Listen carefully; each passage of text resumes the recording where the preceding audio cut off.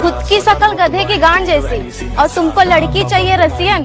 वाह। तो भोंसड़ी वाली, खुद की चेचिस में दम नहीं, गांड में गोश नहीं, और हम लोगों को रोक रही रशियन के लिए। चल जा बे, हवा आने दे। निकल लौड़े, पहली फुर्सत में निकल। अगला एपिसोड।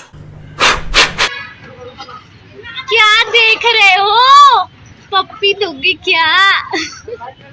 तो मैडम, पप्पी तो नहीं, ये आपको केला देगा, और वो भी साधारण केला नहीं देगा, बड़ा केला देगा। क्या आपको पसंद है बड़ा केला?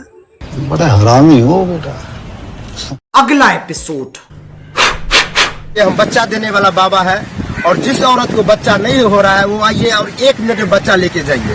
हम बहुत औरत को जो है बच्चा दिए हैं। जिस औरत को जितना बच्चा चाहिए उतना मिनट मेरे साथ बिताइए। देखिए, उदाहरण के लिए इस औरत को आज हम बच्चा दिए। भोंसड़ी वाला बाबा, साला ये कौन सा बाबा है जो 1 मिनट में बच्चा देता है? साला ऐसे बाबा को बीच चौराहे पे डंडा गाड़ के और गांड में डंडा फंसा देना चाहिए। साले चूतिया, कैसे कैसे कैसे लोग रहते हैं यार यहाँ पर।